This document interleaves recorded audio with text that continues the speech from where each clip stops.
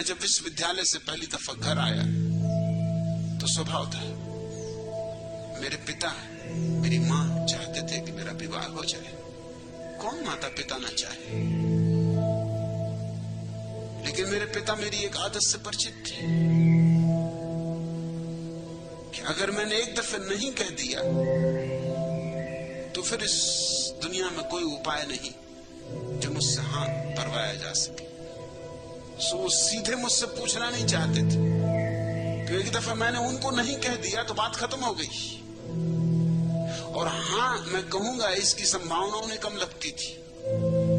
अपने एक मित्र वकील को उन्होंने कहा, वकील थे, उनको कहा कि भाई तुम वकील भी हो, समझदार भी हो, तार्किक भी हो,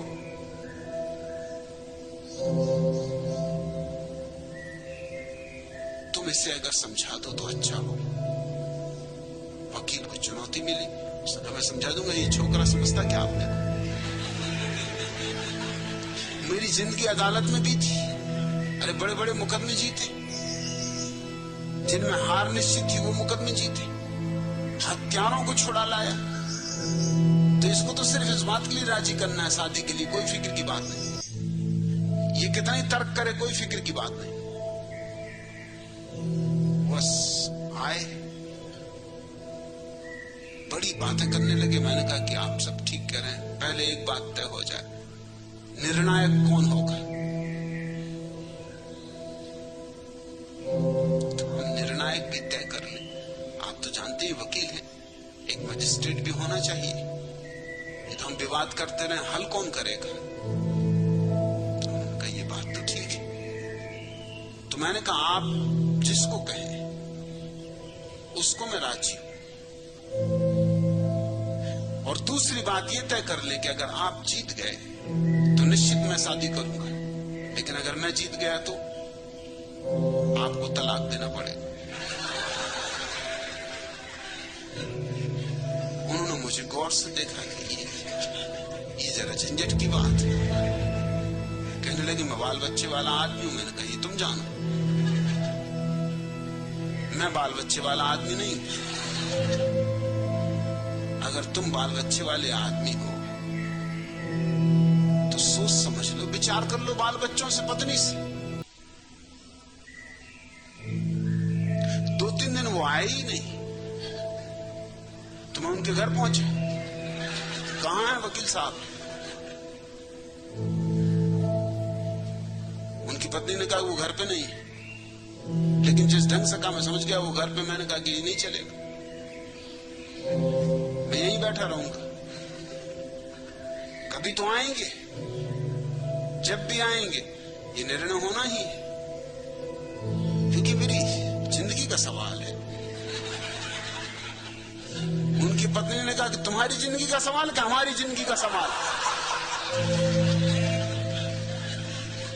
वो घर पे नहीं है, मैंने कह दिया।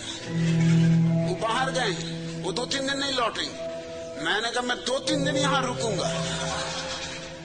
तब वकील साहब भी बाहर निकला। जब उन्होंने देखा 2-3 दिन तक रुकने की बात, कब तक छिपे रहेंगे? बोले भाई हम हाथ जोड़ते, हमसे भूल हो गई जो हमने तुमसे कहा।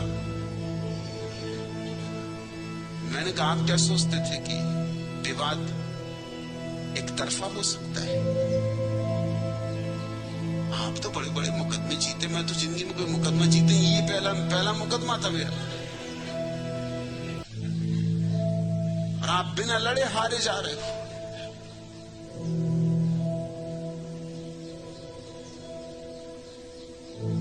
मैंने कहा इतनी क्या घबराहट, इतने क्या परेशान? ऐसा लगता है कि तुम्हारा अनुभव भी यही कह रहा है कि अब हम तो फंस गए, अब किससे क्या कहना। और तुम जानते हो कि तुम सिद्ध न कर सकोगे, क्योंकि सारे महात्मा मेरे पक्ष में।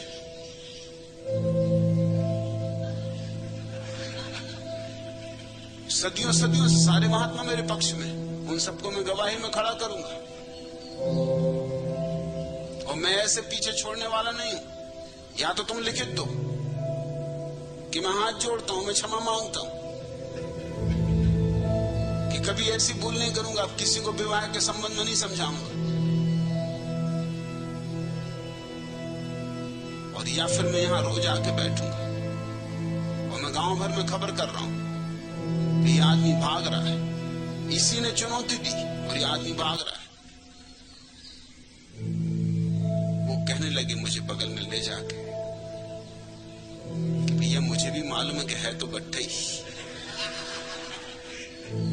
तो तुम्हारे पिताजी ने मुझे कहा तो मैंने सोचा समझा दूंगा। मैंने कहा मुझे गड्ढे में गिराने का तुम्हें शर्म ना आई? और जब गड्ढा है तो निकलते क्यों नहीं जब मैं निकालने को तैयार हूं?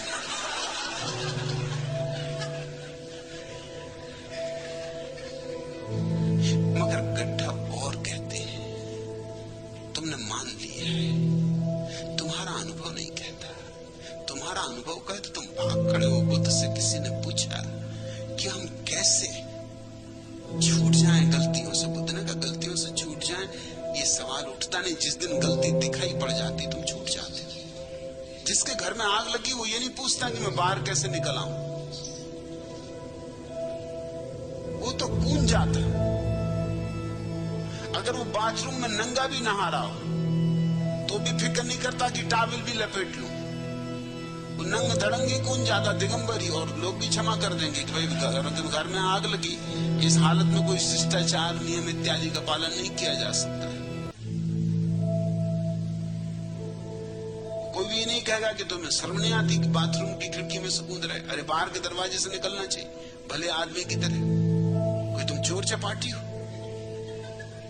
लेकिन घर में आग लगी है तो कोई नियम व्यवस्था मानी जाती है। जब घर में आग लगी तो सब उचित है। जिस दिन तुम्हें दिखाई पड़ जाए, बुद्ध ने कहा कि तुम्हारे घर में आग लगी, तुम छलांग लगा के बाहर हो जाओ। लहरों, तुम कहते हो कि हम ऐसे गधे हैं जो बार बार उसी गड्ढे में गिरते चले जाते हैं। ना तो तुम्हें पता है कि तुम गधे हो, कह रहे हो। क्योंकि गधे को भी ये पता चल जाए कि वो गधा है तो वो गधा नहीं रहा। जिस गधे को ये पता चल गया कि मैं गधा हूं वो गधा नहीं रहा, उसका गधापन खत्म। जिसने जान लिया मैं अज्ञानी हूं, उसमें ज्ञान की पहली किरण उतरी। और तुम्हें अगर समझ में आ गया कि ये गड्ढा है, तुम्हें आना चाहिए समझ में। वही मेरा जोर है, सतत निरंतर। तुम्हें समझ में आना चाहिए। मैं कहूं इससे क्या होगा, दुनिया कहे इससे क्या होगा, सारे दुनिया के महात्मा गण कहे इससे क्या होगा, तुम्हें समझ में आना चाहिए। तुम्हें समझ में ना आए तो कोई लाख उपाय करता रहे, तुम बचने के रास्ते निकालते रहोगे। मैंने सुना है चंदूलाल करीब 1 माह से मुल्ला नसरुद्दीन के घर में जमे हुए मेहमानबाजी का सुख भोग रहे थे। स्वभाव था, जब मेहमान सुख भोगता है तो मेजबान दुख भोगता है। ये दोनों एक ही सिक्के के दो पहलू।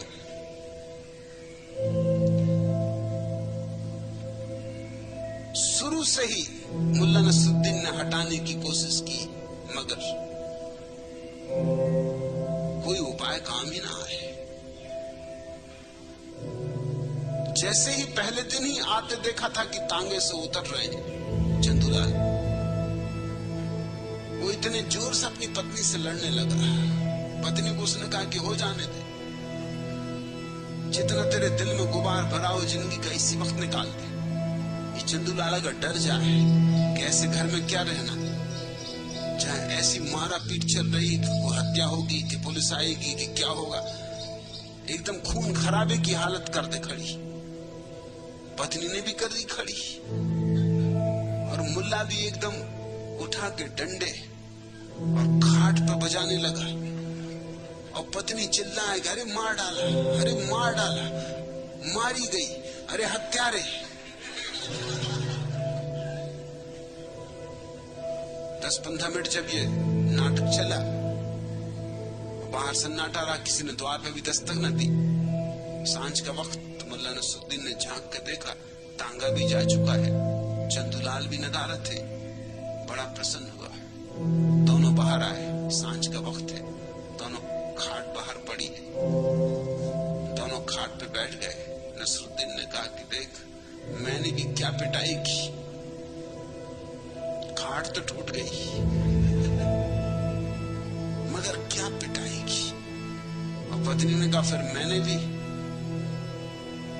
क्या चीख पुकार मचाई, हालांकि मेरा गला लग गया। और तभी चंदूलाल खाट के नीचे से निकले और उन्होंने कहा मैं भी क्या भागा। तब से वो महीने भर से वहीं जमे थे। अब समझना ही ना चाहे कोई। जब महीना भर पूरा हो गया और सब तरह के कष्ट झेल झेल परेशान हो गए और चंदूलाल हर चीज में अड़ंगेबाजी भी लगाए, आज ये सब्जी कल वो सब्जी, आज ये बनाओ कल वो बनाओ, आज सिनेमा देखने चलो आज नाटक देखने चलो, मांग पे मांग, जीना दूभर कर दिया। आखिर मुल्ला नसरुद्दीन ने एक दिन कहा कि भैया चंदूलाल महीना भर हो गया, आखिर पति हो तुम, पत्नी की भी सोचो, पत्नी बच्चे दुखी होते होंगे परेशान होते होंगे, राह देखते देखते थक गए होंगे। अरे उन्होंने कही तुमने पहले क्यों नहीं कहा, कल ही तार कर देते।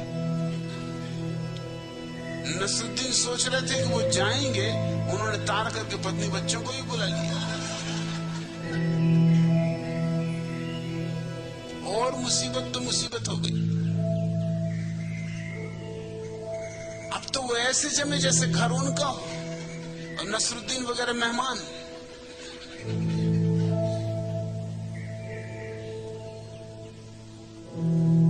पत्नी से बात करने तक का मौका ना मिले नसरुद्दीन को, क्योंकि कभी चंदूलाल जमे हैं, कभी उसकी पत्नी जमी है, कभी बच्चे खेल रहे हैं और चंदूलाल के खिलाफ ही बात करनी दोनों को कि इनसे कैसे छुटकारा पाना। एक दिन मुल्ला ने कहा कि आज जरा मैं बाहर जा रहा हूं, शायद रात लौटूंगा नहीं, इसलिए तुम सो जाना चंदूलाल, मेरी राह मत देखना। और पत्नी से कह गया कि मैं 12 बजे करीब आऊंगा, जब ये सब सो जाएंगे मैं धीरे से दरवाजा खटखटाऊंगा, तो तू दरवाजा खोल देना, तो अपने को जो बात करनी वो कर लेंगे। 12 बजे धीरे से दरवाजा खटखटाया, किसी ने आहिस्ता से उठकर दरवाजा खोला, देखा चंदूलाल सामने,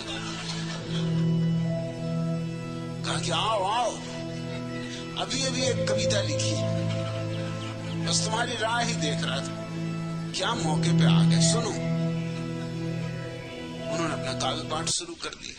उनकी कविता और जान लिए ले रही थी। काका का कविता का आए नहीं, मगर कविताएं वो ऐसी लंबी करे। पति पत्नी ने किसी तरह उपाय निकाला कि कुछ और करो, किसी भी बहाने को लेकर अब तो इनसे छुटकारा पाना ही होगा। दूसरे दिन सुबह भोजन करते वक्त झगड़ा हो गया सूप के ऊपर से। मुल्ला नसरुद्दीन ने कहा कि मैं कहूंगा कि ये बिल्कुल ठंडा सूप है, तू घर से निकल जा, 1 मिनट इस घर में मत रहो, तलाक देने को तैयार हो जाऊंगा। अगर चंदूलाल राजी हो जाए कि सूप ठंडा है, तो मैं उससे भी कहूंगा कि तू भी निकल बाहर हो, तू भी चला जा इसी के साथ। न मुझे ये पत्नी चाहिए, न तू चाहिए, न तेरी पत्नी बच्चे, सबको निकाल। उस गुस्से में बात चल जाएगी और तू कहना कि सूप गर्म है। अगर चंदूलाल कहे कि गर्म है, तो तू मुझ पर चिल्लाना कि निकल जा बाहर, हो जा घर के बाहर, हमें नहीं रहना तेरे साथ। जब हमारी किसी बात में मेरी नहीं खाता तो क्या सहार है, साथ रहने से क्यों जिंदगी खराब करना। अगर चंदूलाल राजी हो कि सूप गर्म, तो उसको भी चिल्ला देना तू भी निकल बाहर हो, तो इस समय क्या लेना देना, इन्हीं का दोस्त, तू भी जा। ना हमें दोस्त चाहिए, न ये नसरुद्दीन चाहिए, बाहर में जाओ। दोनों लड़े, सूप गर्म के ठंडा, और चंदूलाल आहिस्ता से सूप चम्मच चम्मच पीते रहे। बड़ी देर हो गई लड़ाई होते होते, चंदूलाल कुछ बोले ही ना। आखिर नसरुद्दीन ने कहा कि भाई तुम बोलते क्यों नहीं, तुम तो कुछ कहो। चंदूलाल ने कहा मुझे कुछ नहीं कहना, मुझे अभी महीने भर और रुकना है।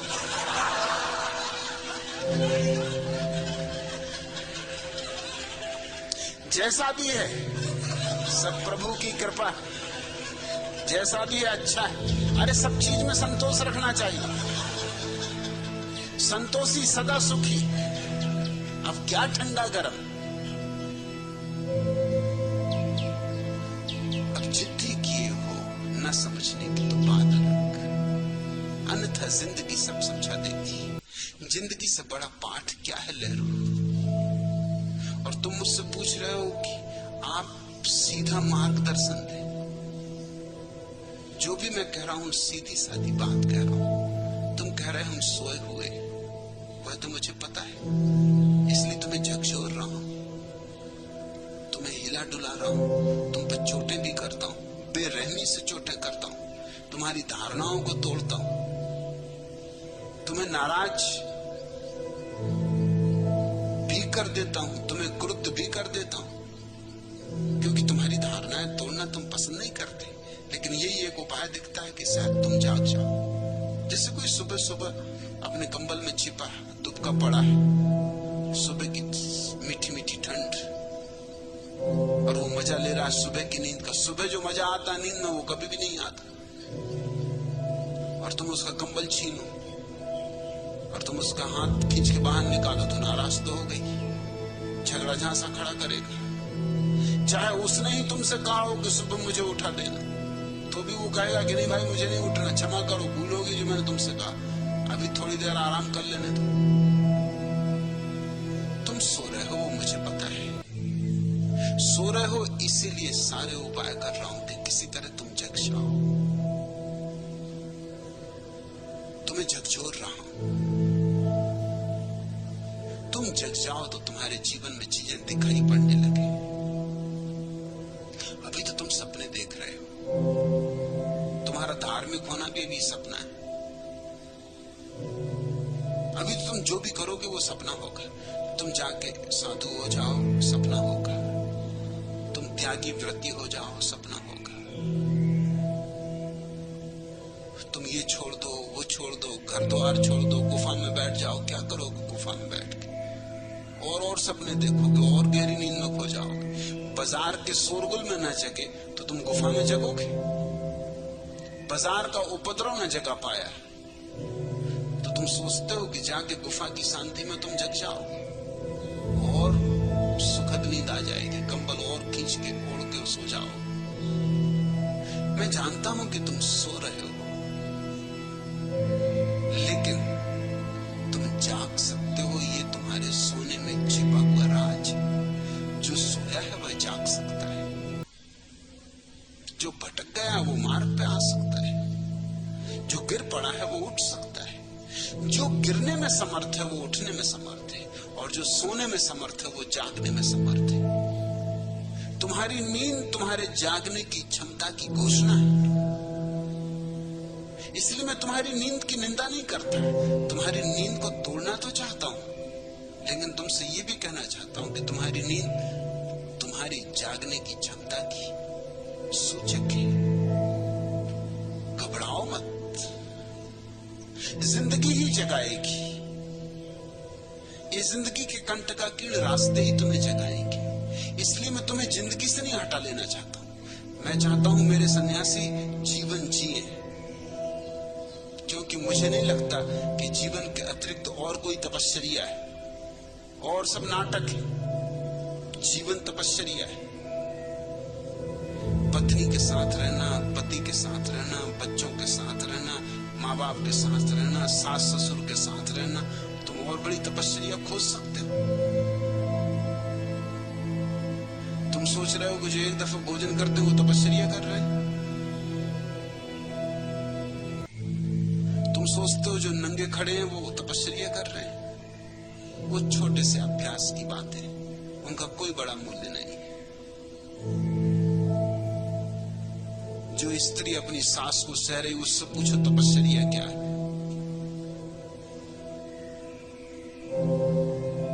मुल्ला नसरुद्दीन एक दिन अपने कुत्ते को लेकर, प्यारा कुत्ता है, डॉक्टर के पास पहुंचा, कहा इसकी पूंछ काट दो।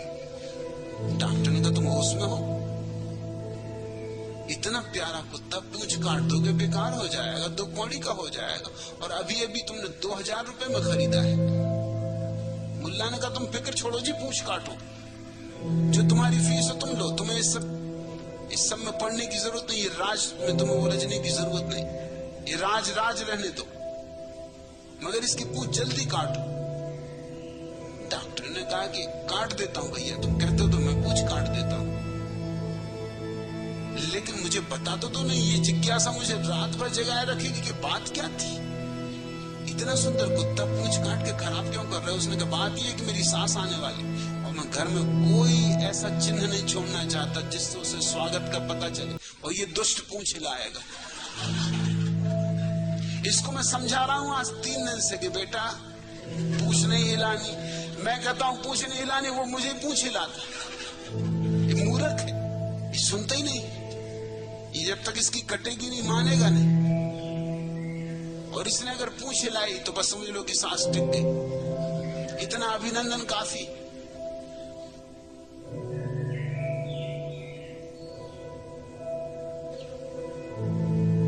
पहले मैं नरक में विश्वास नहीं करता था, लेकिन मेरी पत्नी और मेरी सास दोनों ने मिलकर मुझे नरक में विश्वास करा दिया कि नरक है, स्वर्ग हो या ना हो, दोनों के बीच में पिसा जा रहा हूं। पहले मैं कबीर के वचन का अर्थ नहीं समझता था, 2 पाटन के बीच साबित बचाना को। ये मेरी सास ने, मेरी पत्नी ने मुझे समझाया कि इसका अर्थ बच्चू ये है।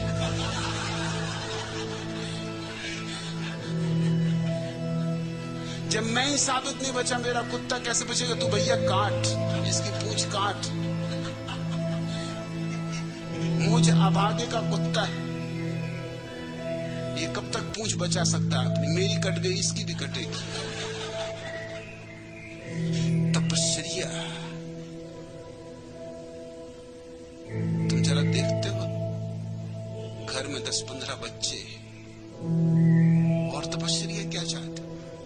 जरा किसी महात्मा के आसपास 10-15 बच्चे बिठा दो, अगर 2-3 दिन में महात्मा भाग ना जाए तो तुम मुझसे कहना। महात्मा कहेगा हम तो अपनी धुनी रमाएंगे, उसमें ज्यादा शांति थी। ये 10-15 बच्चे तो जान लिए ले रहे, ये तो खा जाएंगे। कोई इधर खींचता, कोई उधर खींचता है।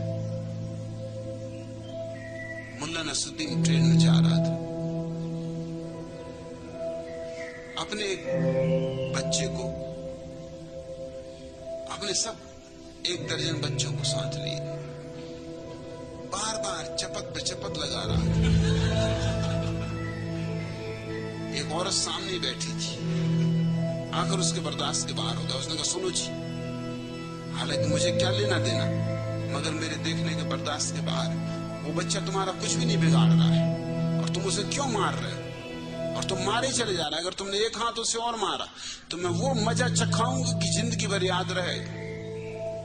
उसने कहा और सुन लो, तू भी मजा चखाएगी जिससे मुझे कुछ लेना देना नहीं। अरे मैं वैसे ही कोई कम मजा चख रहा हूं जो तू मुझे मजा चखाएगी? तो सुन, मेरी पत्नी ड्राइवर के साथ भाग गई और ये 12 बच्चे मेरे लिए छोड़ गई। बड़ी लड़की घर आई है, वो गर्भवती है बिना विवाह के। उससे मैंने पूछा कि भाई कम से कम ये तो बताइए है कौन तेरे बच्चे का बाप? वो कहती मुझे कुछ पता नहीं।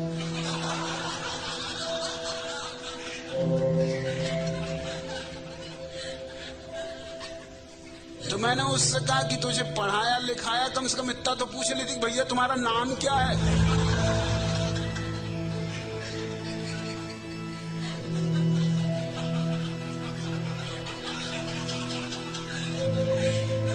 और ये छोटा बच्चा जिसको मैं पीट रहा हूं, ये टिकट चबा गया और अभी अभी मुझे पता चला कि हम गलत गाड़ी में बैठे हुए और तू मुझे मजा चखाए। चखा ले भाई, तू भी चखा ले। अब और क्या बचा है मजा चखाने का। चली चल, तू मेरे संग चल।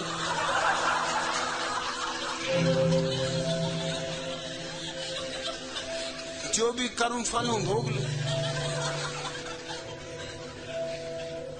तपश्चर्या है जीवन। दिखाई नहीं पड़ता क्योंकि तुम सब भोग रहे हो, इसलिए दिखाई नहीं पड़ता। मगर अगर गौर से देखोगे तो मेरे हिसाब में न तो पहाड़ों पर, न आश्रमों में, न गुफाओं में ऐसा तप है जैसा तप तुम कर रहे हो। 24 घंटे अंगारों पे बैठे हो, अंगारों पे चल रहे हो।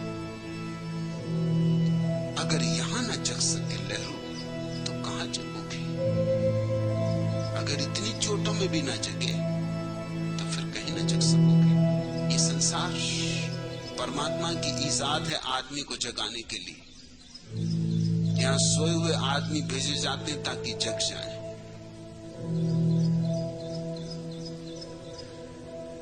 इसलिए मैं कहता हूं कि अनुभव से सीखो। तुम्हारा अनुभव एकमात्र शिक्षक है। अब दीपो भव, उसे ही अपना दिया बनाओ, अपने दिए खुद बनो। सब आंखों के आंसू उजले, सबके सपनों में सत्य पला। जिसने उसको ज्वाला सौंपी उसने इसमें मकरंद भरा। आलोक लुटाता वह गुलगुल, देता झर यह सौरभ बिखरा। दोनों संगीत पथ एक, किंतु कब दीप खिला कब फूल जला। वह अचल धरा को भेंट रहा, सत सत निर्झर में हो चंचल। चिर परधि बना भूखों घेरे, इसका नित उर्मिल करुणा जल। कब सागर और पाषाण हुआ, कब गिरि ने निर्मम तन बदला। नभ तारक सा खंडित पुलकित, यह छुर धारा को चूम रहा। वह अंगारों का मधुरस पी, केसर किरणों सा झूम रहा। अनमोल बना रहने को कब टूटा कंचन हीरक पिघला। नीलम मरकत के संपुट दो, जिनमें बनता जीवन मोती। इसमें ढलते सब रंग रूप, उसकी आभा स्पंदित होती। जो नभ में विद्युत मेघ बना, वह रज में अंकुर हो निकला। संस्कृति के प्रति पग में मेरी, सांसों का नव अंकन चुन लो। मेरे बनने मिटने में नित, अपनी साधों के क्षण गिन लो। जलते खिलते बढ़ते जग में, घुलमिल एकाकी प्राण चला। सपने सपने में सत्य ढला। तुम्हारे स्वप्न में भी सत्य की छाया पड़ रही है, और तुम्हारी नींद में भी जागरण का बीज पड़ा है। वहीं से अंकुरित होगा, और जीवन ही एकमात्र अवसर है। भागो मत। भागना आसान। लोग सोचते हैं मैंने सन्यास को आसान कर दिया क्योंकि मैं अपने सन्यासियों को घर छोड़ने को नहीं कह रहा हूं। लोग गलत सोचते हैं। मैंने अपने सन्यास को अति कठिन कर दिया। पुराना सन्यास बिल्कुल सस्ता है, 2 कौड़ी का है। घर कौन नहीं छोड़ना चाहता? तुम जरा खुद से ही पूछो। घर छोड़ने की बात तो कितनी बार मन में नहीं आ जाती। कितनी बार घर छोड़ने की बात मन में नहीं आती, कितनी ही बार आत्महत्या तक करने की बात आ जाती। वहां तक जिंदगी आदमी को दुख दे देती कि आदमी सोचता मर ही जाऊं, खत्म ही कर लूं अपने को। क्या सार है? क्यों सहूं इतने धक्के, इतनी पीड़ाएं? क्यों इतना परेशान हूं? किस लिए? क्या मिल जाएगा?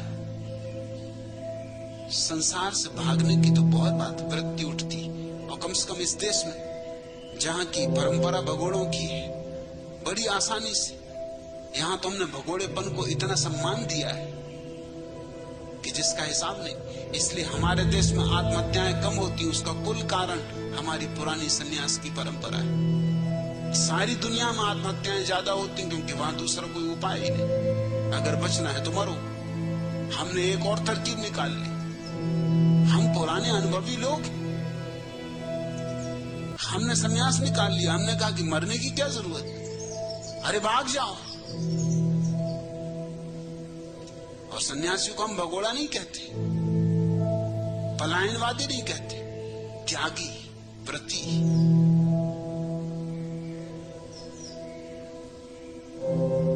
उसको हम बड़ा सम्मान देते, बड़ा आदर देते।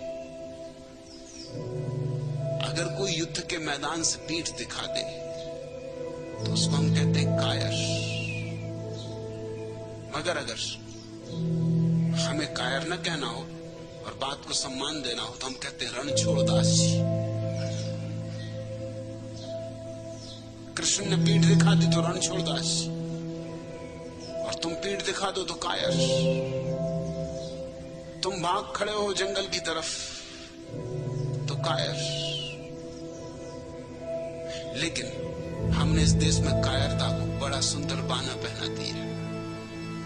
हमने खूब फूल मालाएं चढ़ा दी, चरणों में झुक झुक हम नमस्कार करने लगे। हमने पलायनवाद को इतना सम्मान दिया कि पलायनवाद धार्मिक होने का पर्यायवाची हो गया। ये सस्ता सन्यास इस देश से धर्म को नष्ट किया। मैं सन्यास को कठिन बना रहा हूं। मैं कह रहा हूं दुकान पर बैठकर, बाजार में रुककर, घर में, जहां की तपस्या ही तपस्या है। कुछ और करना नहीं है, कुछ और धूनी वगैरह नहीं रमानी, धूनी तो रमी हुई। कुछ और तुम्हें त्रिशूल वगैरह छेदने की जरूरत नहीं, छिदे हुए। कुछ कांटे बिछा के और सैया बनाने की जरूरत नहीं है। कांटे की सैया पर तुम सो रहे हो। तुम्हारी जिंदगी कांटों से भरी है। अब और क्या करना है? इस जीवन को ही जियो और धीरे धीरे समझपूर्वक जियो कि मैं क्या कर रहा हूं, क्यों कर रहा हूं, और मुझे इस जीवन से क्या मिल रहा है। अगर सुख मिल रहा है तो खूब जियो, जी भर के जियो। और अगर दुख मिल रहा है तो जिस जिस चीज से दुख मिल रहा है तो उसको विसर्जित करो। अगर क्रोध दुख देता है तो क्रोध को विसर्जित करो।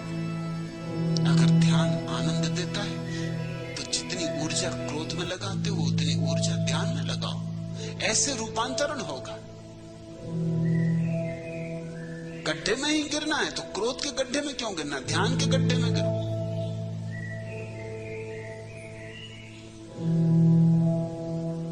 अगर गड्ढे में ही गिरना है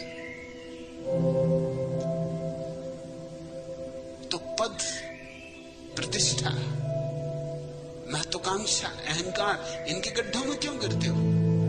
विनम्रता, सहृदयता, सरलता, इनके गड्ढों में गिरो। काश तुम जरा चुनाव करने लगो। और चुनाव तुम कर सकते हो, क्योंकि जब तुम्हें सिर दर्द होता है तो पता चलता है और तुम दवा ले लेते हो, और जब तुम्हारे पेट में दर्द होता है तो पता चलता है। मेरे एक शिक्षक थे स्कूल में। वो जब भी अपनी नई कक्षा शुरू करते थे, जब मैं पहली दफा उनकी कक्षा में गया तो उन्होंने पहला जो उपदेश दिया वो ये था कि कुछ बातें ख्याल कर लो। पहली बात कि कुछ दर्दों में मैं मानता नहीं, जैसे सिर दर्द, पेट दर्द। मैंने उनसे पूछा क्यों? उन्होंने कहा कि इनका तुम, हाँ बुखार हो तो मैं मानता हूं, जब तक मेरे पास प्रमाण ना हो तब तक मैं नहीं मान सकता। नहीं तो लोग यही विद्यार्थी चालबाजी करते, कहते हैं हमारे सिर में दर्द हो रहा, घर जाना। कोई कहता पेट में दर्द होना, ये दोनों दर्द तो मैं मानते ही नहीं।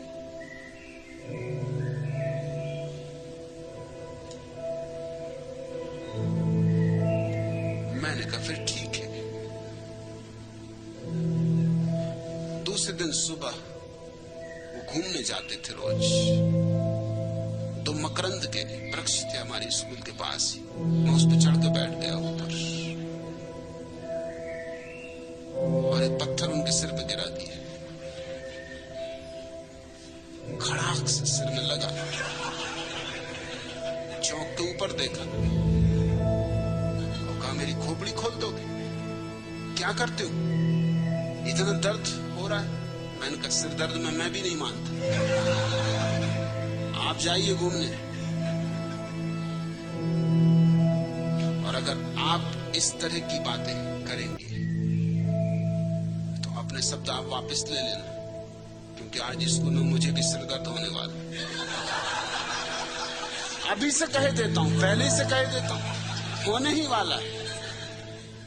उन्होंने मुझे घर बुलाया, उन्होंने कहा भैया तब शादी हो, सबके सामने कहने की कोई जरूरत नहीं, ऐसा उंगली से इशारा कर दिया कर, मैं तुझे छुट्टी दे दूंगा, क्योंकि तेरे पीछे सब और बिगड़ेंगे।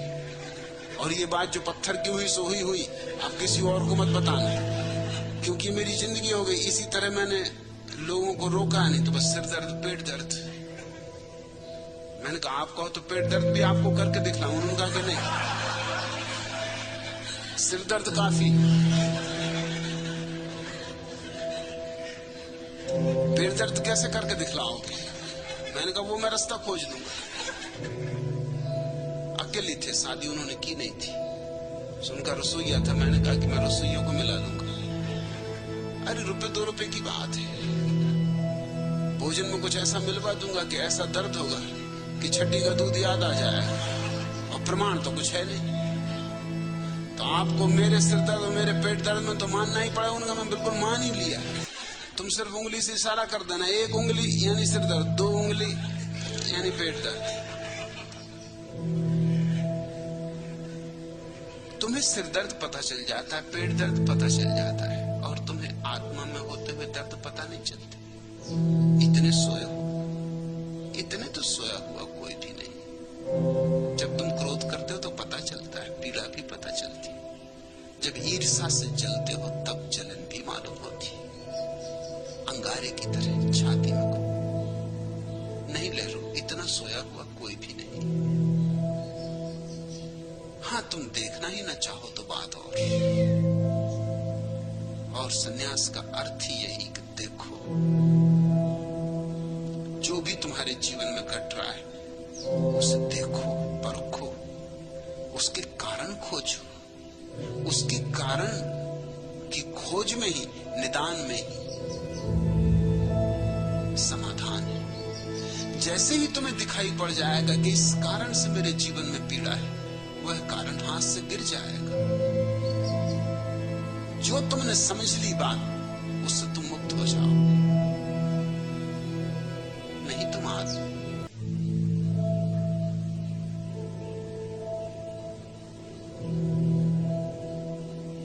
तुम महिमाशाली हो, तुम्हारे भीतर चैतन्य की अपूर्व क्षमता छिपी पड़ी, तुम्हारे भीतर परमात्मा विराजमान है। जरा उसे जगने का मौका दो।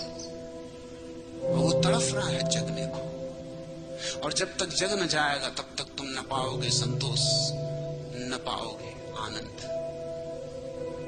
जब तक तुम्हारा जीवन बस कोरा ही रहेगा, उसमें न होगा कोई काव्य, न होगा कोई संगीत, न खिलेंगे समाधि के कमल, न ओढ़ेगी सुगंध, तुम यूं ही आए यूं ही चले जाओगे। मिट्टी ही रह जाना है या मिट्टी से कमल को भी पैदा कर लेना है। और मैं जो कह रहा हूं इससे सीधी सादी और कोई बात नहीं। मेरी बात सीधी सादी है, इसीलिए तुम्हें दिक्कत होती समझने में। तुम चाहते हो मैं बंधी बंधाई तुम्हें सूचनाएं दे दूं, तुमसे कह दूं टमाटर न खाना, सिगरेट न पीना, पानी छान के पीना, रात भोजन न करना, शाकाहार करना, ऐसा करना वैसा करना। तुम इसको सीधी सीधी मार्ग निर्देश मानते हो, मगर इन सब बातों से कुछ नहीं हुआ। ये तो लोग कर ही रहे।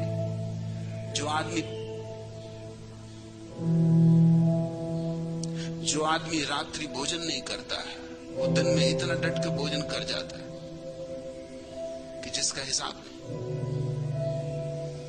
तुम जाके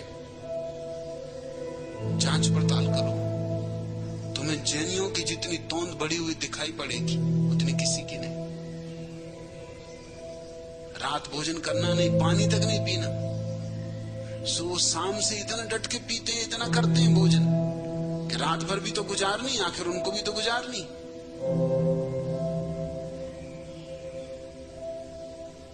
तो पेट बढ़ जाते। जैन मुनियों के पेट किसे व्रत, मगर उनकी भी तौनें बढ़ी हुई। नग्न खड़े, बहुत भद्दा लगता उनकी तौन को देख के। मैं सिर्फ तौन की वजह से ऐतराज करता हूं नग्न खड़े होने पाने था, मेरा कोई ऐतराज नहीं। अगर शरीर स्वस्थ हो, सानुपात हो, सुंदर बात है। नग्न खड़े हो, कम से कम रख रखाव तो हो थोड़ा,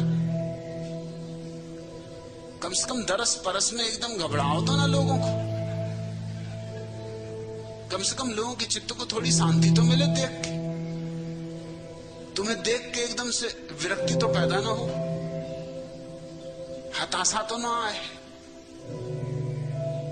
सारा शरीर दुबला पतला हो, तौन बड़ी, क्योंकि एक ही बार भोजन करना है। तो एक ही बार भोजन करना है तो 24 घंटे का इंतजाम कर लेना। जैसे ऊंट करता ना, खूब डट के पानी पी लेता ताकि रेगिस्तान में फिर पीने ना पड़े, वही हालत। ये सब नियम काम नहीं आए।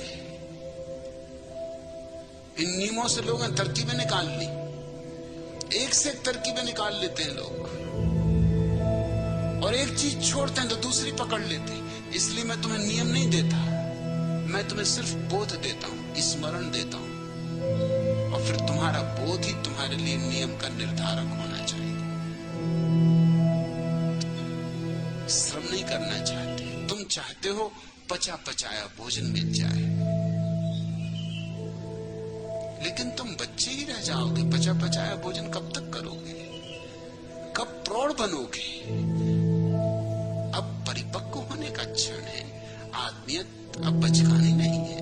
उनको छोटी छोटी बातें बताओ। मैं भोपाल में एक घर में मेहमान था, मैं देख के दंग हुआ।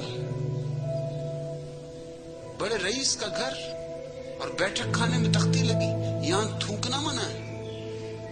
हाथ धो गई, यहां लोग थूकते भी हैं। उन्होंने कहा ये भोपाल, ये राजधानी,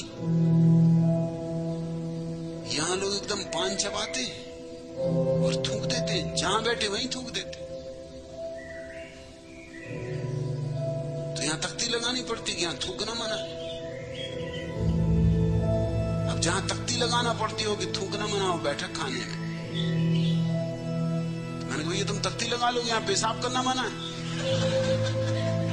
ये कहीं कोई मुरारजी देसाई के भाई बंद आ जाएं और एकदम करने लगे, फिर राजधानी और यहां मुरारजी देसाई आते होंगे, फिर तो बड़ी मुश्किल खड़ी हो जाएगी। ऐसी तख्तियां लगाओगे कि जिनको नहीं भी खाएगी। अब तुम देख लो, बैठे बैठे अगर कुर्सी पे बार बार पढ़ना पड़ेगा यहां पेशाब करना मना है, तो तुम जल्दी से अपना जनेऊ कान पे चढ़ाने लगोगे। करना क्या, तुम्हें और कोई बात ही ना सूझेगी। छोटी छोटी बचकानी बातें सिर्फ आदमी के कच्चेपन का सबूत होती है। मैं नहीं देता कोई इस तरह के नियम, क्या करो और क्या ना करो।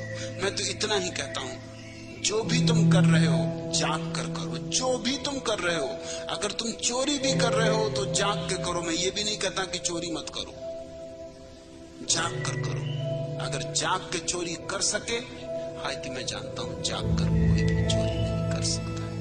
अगर तुम शराब पी रहे हो तो जाग कर पियो, अगर पी सको जाग कर, शुभ पुण्य।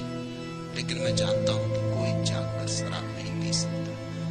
जागे कि जो व्यर्थ है अपने से छूट जाता है, जो सार्थक है वही शेष रह जाता है। आज इतना।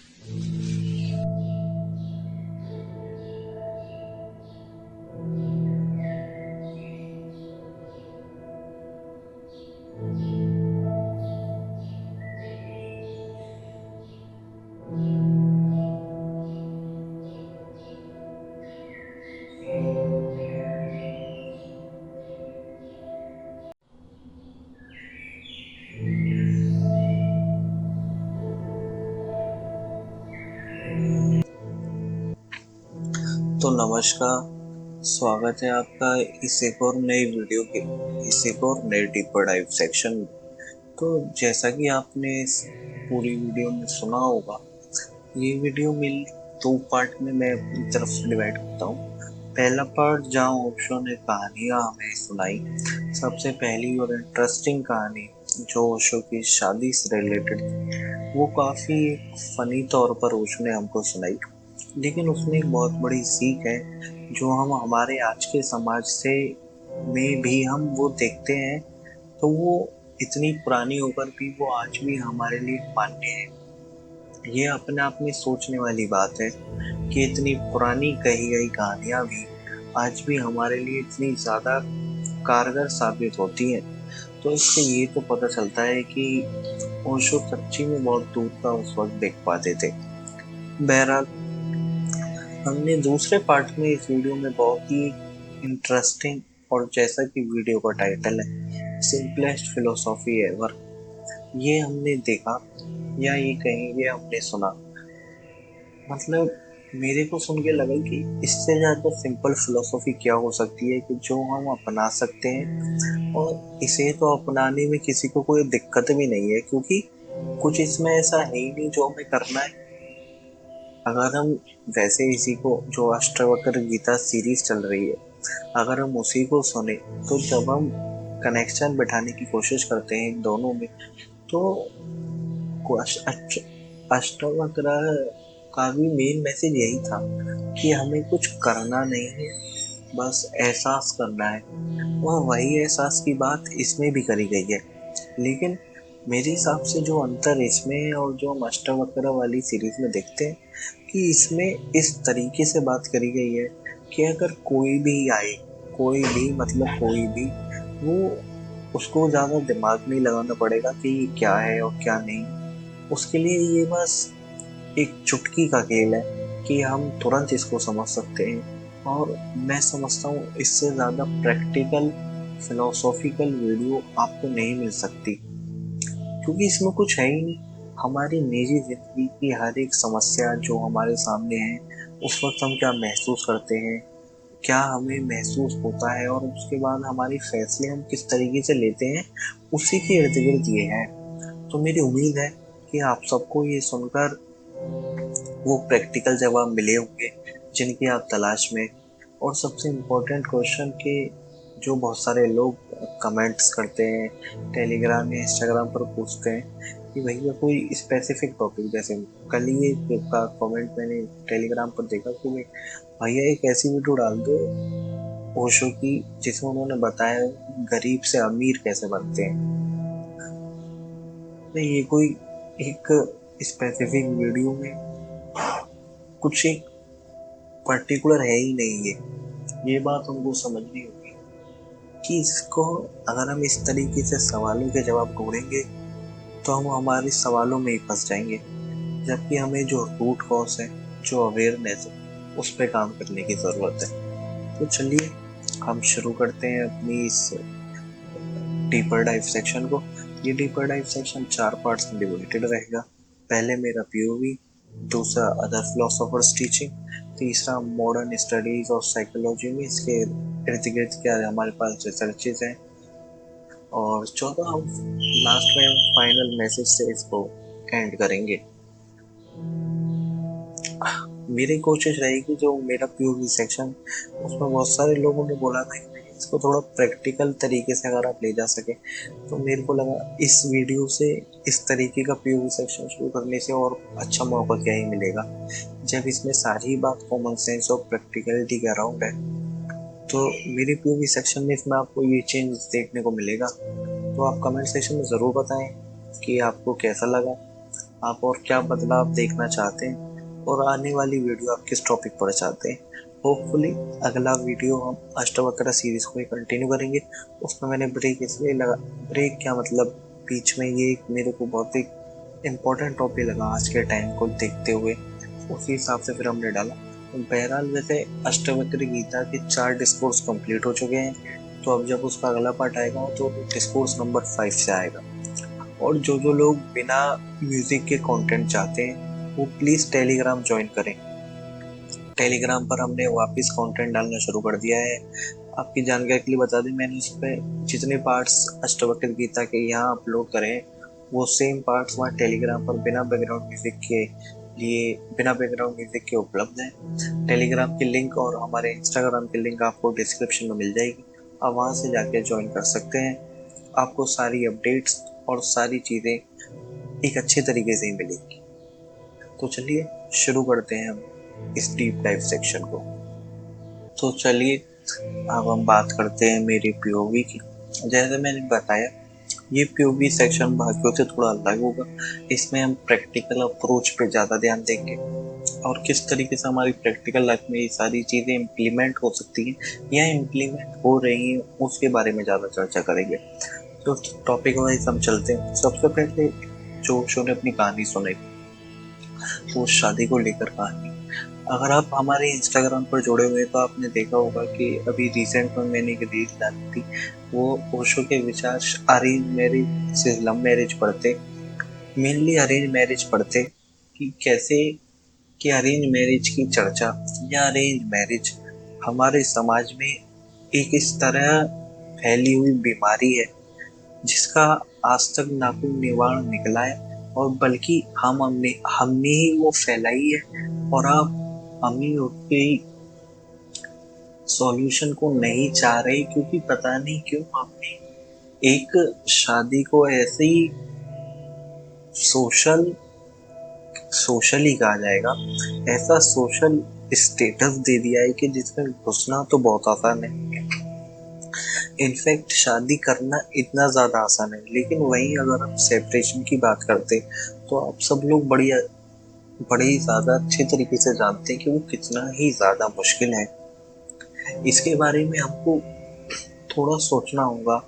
और वो जो कहानी उन्होंने एक व्यंग के तौर पर बताई, लेकिन उससे जो सीख लेने वाली बात है कि अगर हम करते भी हैं अरेंज मैरिज तो हमको वो जाग कर करनी होगी, ना कि इसलिए कि समाज में है कि भाई 25 तक नौकरी करो फिर उसके बाद शादी करो।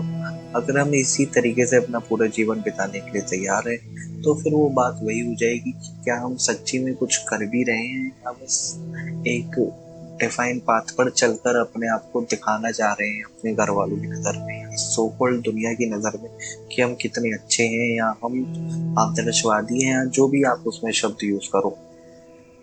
ये सोचने वाली बात है और ये अपने आप में इतना एक बड़ा टॉपिक है। मेरा मन तो है अगर आप कमेंट्स में इसको सपोर्ट करेंगे और बताएंगे कि आप सुनना चाहते हैं उस शो की शादी पर। बहुत अलग अलग जगह उस शो ने विचार रखे, मैं कोशिश करूंगा उनको कंपाइल करने की, क्योंकि मेरे को लगता है कि आज के टाइम में बहुत सारे लोगों के मन में ये विचार आ रहे हैं, बहुत सारे लोग इसको डिस्कस करना चाह रहे हैं, क्योंकि हमने अपने आसपास अभी कुछ रिसेंटली केसेस देखे, लेकिन उन केसेस पर जज करने से कुछ नहीं होगा, वो रेयर केसेस ही थे। लेकिन आजकल लोगों में उससे थोड़ी अवेयरनेस की चिंगारी उठी है, मैं ये कहूँगा। लेकिन वो अवेयरनेस शायद गलत जा रही है, क्योंकि हम उसमें एक पर्टिकुलर जेंडर के अपोजिट जाने की बात करते हैं। हर जगह डिस्कशन शायद एक वो अपोजिट या वो एक जेंडर को स्पेसिफिक टारगेट की तरफ हम देखते हैं, लेकिन वो मेन पॉइंट नहीं होना चाहिए। मेन पॉइंट होना चाहिए उस एक सोशल सिस्टम के ऊपर जो कि शादी है, कि हमें किस तरीके से उसको देखना चाहिए और क्या हमारे यहाँ प्रेम विवाह और ये जो अरेंज मैरिज है, क्या सच्ची में अरेंज मैरिज एग्जिस्ट भी करनी चाहिए नहीं, ये अपने आप में एक बहुत बड़ा सवाल है। मतलब खुद सोचो, कॉमन सेंस से सोचो कि चलो अब तो एक हम थोड़ा शिफ्ट देख रहे हैं हमारे समाज में, जहाँ हम देख रहे हैं कि अरेंज मैरिज धीरे धीरे लव की तरफ जा रही है। मतलब पेरेंट्स भी अलाउ करते हैं, फैमिलीज भी अलाउ करते हैं कि आप एक दूसरे को जान लो पहचान लो। लेकिन मेरा सवाल यहाँ आता है कि 1 घंटे में या वो 20 मिनट, चलो मैं कहता हूँ 1 हफ्ते की बातचीत में भी क्या आप इस सामने वाले को इतना जान सकते हो कि आपको पता चल जाए कि मेरे साथ जीवन भर का साथ रहेगा? क्योंकि ये दिक्कत तो ये है ना कि आपने चलो कर ली, लेकिन करने के बाद जो छोड़ने में जितनी ज्यादा समस्याएं, मतलब ये बात सही है कि अगर वाइफ सही होगी तो आपकी लाइफ सही हो जाएगी, लेकिन अगर वही कुछ थोड़ी बहुत आपसे गलती हुई तो eventually mental stress, financial stress इतना ज्यादा बढ़ जाता है एक आदमी के ऊपर, और वहीं खाली आदमी नहीं, औरत के ऊपर भी। अगर आप गलत रिश्ते में हैं तो मेंटली और फिजिकली इतना ज्यादा एक टॉर्चर सा होने लगता है कि वहां से फिर निकलना नहीं निकलना वो एक इतना बड़ा क्वेश्चन है। तो क्या वो एक हफ्ते या एक घंटे की बातचीत मेरे को बता सकती है कि सामने वाला क्या वो है जिसके साथ मेरे को पूरा सो कॉल्ड सोसाइटी की नजर में जीवन बिताना है? क्योंकि अगर ये दोनों चीज को एग्जिस्ट करती, या तो फिर हम इसको हटा देंगे भाई जीवन भर का साथ है, तो चलो आपने देखा, आपको जो समझ में आया आपने उस हिसाब से नहीं चला ठीक है कोई बात नहीं, अलग नहीं ये भी नहीं कर सकते।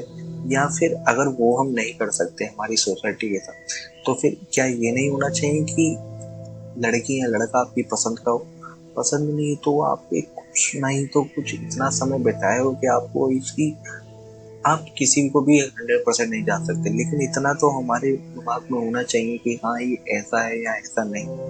ये अपने आप में क्वेश्चन है जो हमको खुद से भी पूछना होगा, और हम हमारे हमारे इस समाज के जो नियम है हमें इनको जाग कर देखना होगा। दूसरा टॉपिक जो इसमें आई गेस सबसे ज्यादा इम्पोर्टेंट, एक इसका मेन सार यही था कि गड्ढा, कि हमें दिखता है, हमें एहसास होता है कि हम गड्ढे में हैं, हमें पता चलता है हम गड्ढे में हैं, और वो गड्ढा हर किसी का अपना अपना गड्ढा है।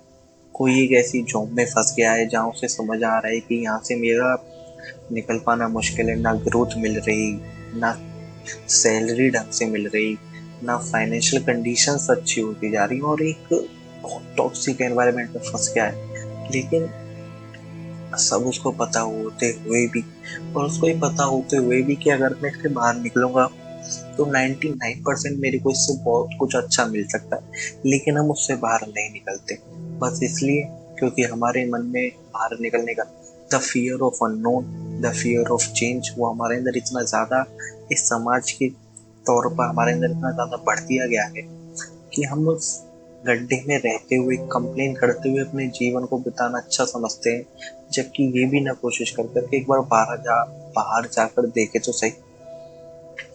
जॉब एक मैंने एग्जांपल दिया क्योंकि बहुत सारे लोग जो जॉब कर रहे हैं उनकी ये थिंकिंग होती है, और ये मैं सही बोल रहा हूँ या नहीं आगे कमेंट्स में जरूर बताएं। हमको ये देखना होगा और समझना होगा कि जितना ज्यादा हम अपने आप को इस तरीके की किसी भी गड्ढे में फंसा देते हैं, तो जैसा कि ओशो ने क्लियरली बोला कि मैं तुम्हारी नींद की निंदा नहीं करता, हाँ मैं तुम्हें जगाना चाहता हूँ, लेकिन तुम्हारी नींद ये सबूत है कि तुम जाग सकते हो। तो जो वही बात है कि जो गड्ढे में गिरा हुआ या जो गिर गया है, उसकी ये सबूत है कि वो उससे भी बाहर आ सकता है, जब ही तो गिरा। अरे गिरा तो ऊंचाई से ही होगा ना, तो वापिस ऊंचाई पर भी आना पॉसिबल है। तो ये हमें समझना होगा कि, इसलिए मैंने बोला इससे ज्यादा प्रैक्टिकल और सिंपलेस्ट फिलोसॉफी क्या होगी। हम जहाँ हैं वो सही है, हमारे करंट चीज पर उन्होंने सवाल नहीं उठाया, वो कह रहे हैं तुम जाओ ठीक हो अच्छी बात है रहो, लेकिन उसके साथ साथ वो एक अवेयरनेस की तलाश में रहो, वो अवेयरनेस ढूंढो जो हमको ये बताएगी कि हाँ यहाँ तो मैं हूँ लेकिन मुझे यहाँ होना नहीं चाहिए। ये अपने आप में ही एक सेल्फ है, मतलब ये कंप्लीट है। अगर हम ये इतना अवेयर हो जाए कि हाँ मेरे को, अच्छा चलो ठीक है मैं यहाँ हूँ, इसमें दिक्कत की बात नहीं। देखो पहली बात तो ये समझो, ये वही बात है, अगर हम वहां दिक्कत करेंगे तो वही है कि हम अपनी रो रहे हैं बेसिकली, सिंपल शब्दों में कि मैं मेरी करंट सिचुएशन इतना ज्यादा परेशान हूँ कि मैं रो रहा हूँ। अब रो के हो क्या जाएगा? वही वाली बात है ना कि फिर वो साइकिल ही है एक तरीके से, कि मेरा रोना चलेगा, मैं किसी को बोलूंगा, फिर वो बोलेगा, फिर वो कुछ बोल, तो ये बस इस हिसाब से तो हम बस रोएंगे बोलेंगे रोएंगे, कुछ होगा नहीं। हमें वो अवेयरनेस खुद से ढूंढनी होगी, वो होश में आना हो। फिर चाहे हम होश में आने के बाद चाहे उसी जगह रहना पसंद करें तो वो मंजूर है, लेकिन ये बात इतनी ज्यादा कॉमन सेंस से कि अगर हम सही में होश में आएंगे तो हम वहाँ रहेंगे ही क्यों, क्योंकि जब हमें पता है कि असलियत में क्या है और क्या नहीं। तीसरा टॉपिक जो मेरे को लगा स्पिरिचुअल प्रैक्टिस, तपश्चर्या, ये इतना ज्यादा सिंप्लीफाइड मैंने किसी वीडियो में या किसी के द्वारा नहीं सुना था। मतलब सुना होगा तो शायद बहुत पहले, पर मेरे हिसाब से इतना ज्यादा सिंप्लीफाइड शायद ही किसी ने बताया। हमारा खुद का जीवन एक तपश्चर्या है। हम जहाँ जो काम कर रहे हैं वो खुद में तपश्चर्या है। वो बेसिक से बेसिक काम, वो मम्मी के ताने, घरवाली के ताने, बॉस के ताने, ये हर एक चीज हमारे जीवन, जो भी चीज मतलब हमारे जीवन से रिलेटेड है, वो एक तपश्चर्या है। लेकिन हमारी मान्यता जो हमारे आसपास के लोगों से, ये कितने बड़े सामाजिक टाइम से हमारे अंदर बंध गई है। तपश्चर्या हम उसको समझते हैं कि जब हम घर से बाहर सब त्याग के हिमालय जाके बैठ जाएंगे। मजाक में भी कहते हैं, आपने सुना होगा, हर कोई मजाक में, अबे भाई तपस्या कर रहा है यार, तपस्या कर रहा है क्या, हिमालय जाएगा क्या? मतलब ये फिक्स है कि अच्छा जो अब हम कर रहे हैं वो तो कुछ नहीं है। ये तो हर कोई, वही वाली बात है, या ईगो वाली बात, कि ईगो को कुछ ऐसा चाहिए जो सब ना कर रहे हैं, तो वहां फिर वो सेटिस्फाई होती है। अगर सपोज करो कि सभी लोग फिर ये इस तरीके की तपश्चर्या करने लगे, मतलब घर छोड़ कर सब चले जाएं, भिक्षु भिक्षु तरीके से या उस संत तरीके से, जो कुछ ने बोला उस तरीके से रहने लगे, तो फिर वो नॉर्मल हो जाएगा। और फिर वहां की अगर समझो वो चीज नॉर्मल होगी, तो फिर तपश्चर्या क्या होगी कि जीवन इस तरीके से यापित करना जैसे अब हम कर रहे हैं, परिवार बनाना, परिवार में रहना, बच्चे संभालना, नौकरी करना। तो फिर उस वाली सोसाइटी के लिए ये तपश्चर्या हो गई, क्योंकि वही वाली बात, ईगो वाली बात, ये तो सब कर ही रहे, मैं अलग क्या करूं, तो मैं अलग करूंगा ये।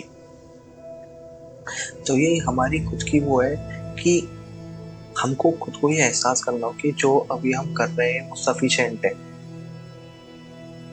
रियलिटी में तपश्चर्या ये है, और उसको प्रैक्टिस करना, असली स्पिरिचुअल प्रैक्टिस ये है कि जब तुम रात में सो रहे और तुम्हारा बच्चा एक साथ शोर मचाकर तुमको उठा दे, तुम वहां पर उस पर चिल्लाओ नहीं, उस पर गुस्सा ना करो, उसको शांति से समझो, उस सिचुएशन को देखो, परखो, और उस हिसाब से रिस्पॉन्ड करो, ना कि रिएक्ट करो। अगर हम अपने जीवन में इस तरीके से हर एक इमोशंस पर, हर एक चीज पर इतनी ज्यादा अवेयर है कि वो इमोशंस मेरे को कंट्रोल नहीं कर रहे, बल्कि इमोशंस मेरे कंट्रोल में, चाहे कुछ भी हो, एंगर, ये सारे नेगेटिव इमोशन, चाहे एंगर हो, फ्रस्ट्रेशन हो, जेलसी हो, या कुछ भी हो। ओशो ने ये नहीं बोला कि आप ये इमोशंस करना बंद कर दो या इनका आना गलत है। नहीं, हम इंसान हैं, ये आएंगे, समय समय पर आएंगे, एज अ रिएक्शन हमारे मन में आएंगे, हमारे दिमाग में आएंगे। लेकिन फिर वहाँ डिफरेंस क्या होगा एक स्पिरिचुअल गाइडेड पर्सन और एक नॉन स्पिरिचुअल गाइडेड पर्सन में, कि जब मेरे दिमाग में गुस्सा आएगा किसी चीज से, जैसे वही सब जो एग्जाम्पल बताया कि रात में सो रहे हो और बहुत थका के ऑफिस से आए और एक साथ बच्चा चिल्लाने लगे हो, तो वहां फिर क्या होगा? क्या मैं उस क्या मैं उस सिचुएशन में जो मेरे पास गुस्सा आ रहा है, मैं उसको एक तरीके से देख सकता हूँ कि हाँ अच्छा मेरे को गुस्सा है, लेकिन इस पर रिएक्ट नहीं करना चाहिए, किस तरीके से करना चाहिए, क्या रिस्पॉन्स होगा? ये अगर हम इतने ज्यादा अवेयर है, तो आई थिंक, तो यही है वो जिसकी ओशो ने चर्चा करी, और वो एक तपस्या, वो एक स्पिरिचुअल प्रैक्टिस जिसकी हमको चर्चा करनी चाहिए। कल को अगर कुछ भी प्रॉब्लम आती है, तो जो उस प्रॉब्लम से आकर भागे नहीं, उससे चीख चिल्लाहट ना मचाएं, घर में सबको ये ना लगे मतलब कि एक केओस ना क्रिएट कर। अगर हम उस वक्त अपने इमोशंस को जज कर पाते हैं, अपने इमोशंस के साथ ठहराव ला पाते हैं, और देख पाते हैं कि अच्छा ये इस तरीके से है, तो अच्छा यही तो कर सकते, वो है रियल स्पिरिचुअल, वो है जिसकी वो चर्चा करते हैं बार बार बार बार। उन्होंने, उनका संदेश हमेशा से यही रहा है। जैसे उन्होंने अपने डिस्कोर्स में ही बोला था कि सतयुग कलयुग का कॉन्सेप्ट अपने आप में निराकार है। अगर तुम अपने अंदर परमात्मा को जगा सकते हो, तो तुम्हारे अंदर सतयुग है, और जो तुम्हारे इस बगल में बैठा है उसने अपने अंदर परमात्मा को नहीं, जो उसके अंदर परमात्मा है उसने उनको नहीं जगाया, तो वो कलयुग है। हमारा सतयुग और कलयुग में होना हमारे हाथ में है। क्या हम अपने अंदर उस बैठे परमात्मा को जगाएंगे? और उनका जागना इस चीज पर निर्भर नहीं करता कि हम थॉटफुली करना चाहते हैं। देखो, बात वही है कि जैसे मैंने बताया कि एक लड़का टेलीग्राम पर पूछ रहा था, भैया एक ऐसी वीडियो बता दो जिससे अमीर बन जाए। अमीर बनोगे, लेकिन जब जब वो चाह खत्म हो जाएगी। क्योंकि जब वो चाह खत्म हो जाएगी तो तुम्हारे जो एक्शंस होंगे वो अपने आप उसी दिशा में होंगे। अमीर बनना एक बाई प्रोडक्ट है। उसी तरीके से ये स्पिरिचुअल गाइडेड होना ही बाई प्रोडक्ट है। बाई प्रोडक्ट मतलब मेरे एक्शंस अगर सही होंगे तो वो अपने आप मिलेगा। लेकिन अगर मेरे मन में वो चाह होगी, एक गोल होगा कि अच्छा जब तक मिल जाए, अच्छा तब तक मिल जाए, तो वो नहीं मिलेगा। ईगो वाली बात ही यही वापस आती है कि अगर हम अपने मन में वही दिमाग से सोचेंगे तो फिर वो नहीं होगा। बहुत सिंपल है यार, आप खुद सोचो।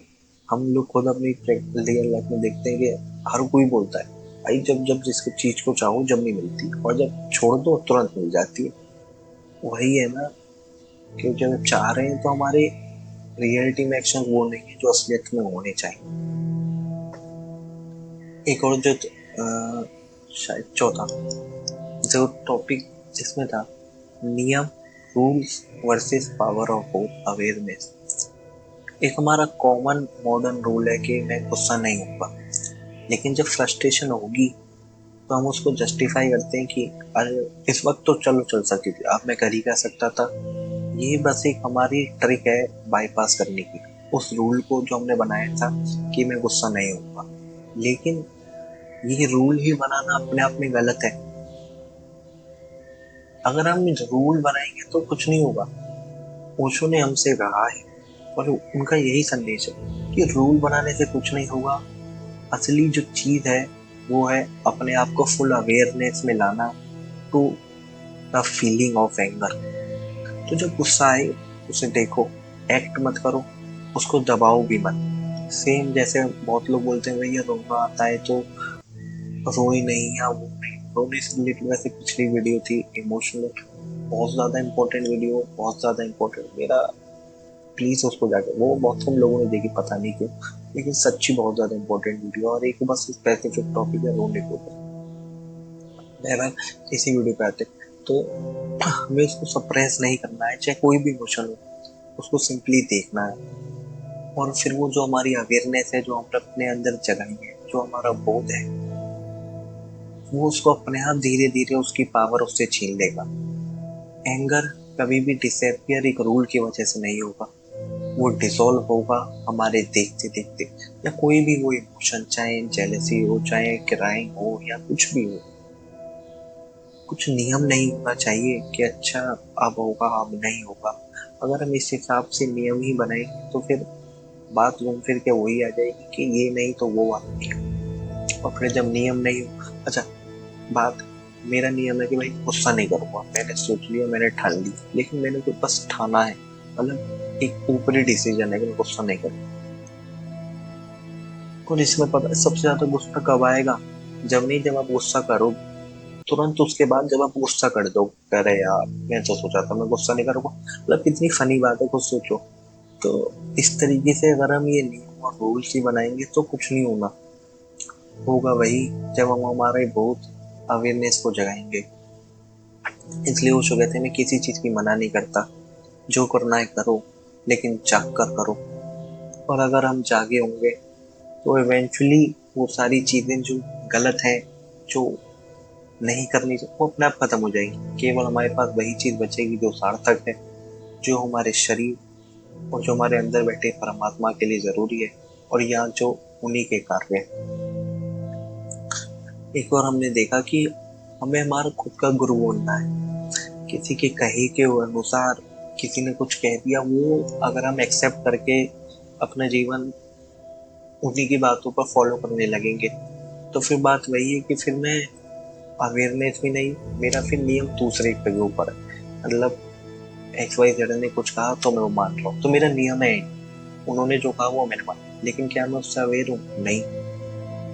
जैसे कि मेजर लाइफ डिसीजन जब हम अपनी लाइफ का कुछ लेते हैं, जैसे बिजनेस स्टार्ट करना, कोई रिलेशनशिप एंड करना, किसी दूसरे शहर में जाना, हम अपने दोस्तों से, अपनी फैमिली से, आसपास हर किसी से सलाह की तरफ जाते हैं।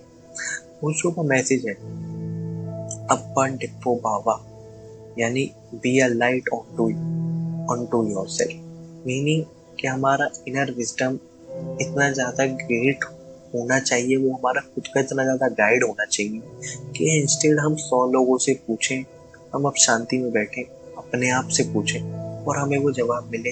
वो गट फीलिंग जो होती है ना, वो जो कहते हैं कि आपके अंदर एक गट फीलिंग की आवाज आती है जो बार बार बताती है कि ये करना है, ये नहीं करना, उसको इग्नोर नहीं करना, जबकि दूसरों की आवाजों को इग्नोर करना है। हाँ, ऐसे बोल सकते हैं कि भाई कोई तो जो बहुत ज्यादा क्लोज है, एक या 2 लोग होते हैं, उनकी एडवाइस के हिसाब से आप डिसीजन ले सकते हो, लेकिन डिसीजन नहीं सुन सकते हो। डिसीजन खुद का होना चाहिए, खुद की अवेयरनेस के साथ होना चाहिए, जब भी हम उसको एक्सपीरियंस कर पाएंगे।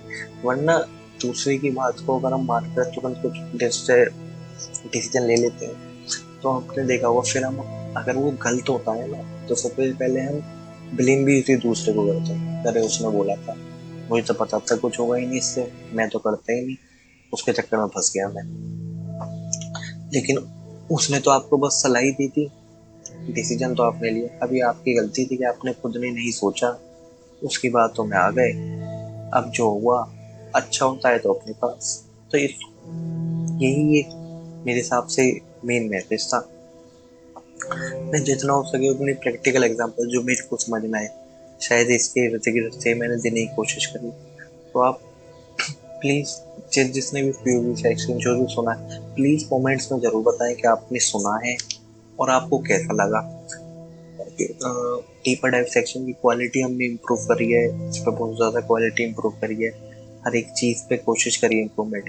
क्या आपको वो इम्प्रूवमेंट दिख रही है या नहीं, प्लीज़ ये भी जरूर बताएं, क्योंकि आप जो बताएंगे मेरा तो वही है। देखो, आप ही हो जो सब कुछ हो, आपके हिसाब से ही सारी चीज़ें हैं।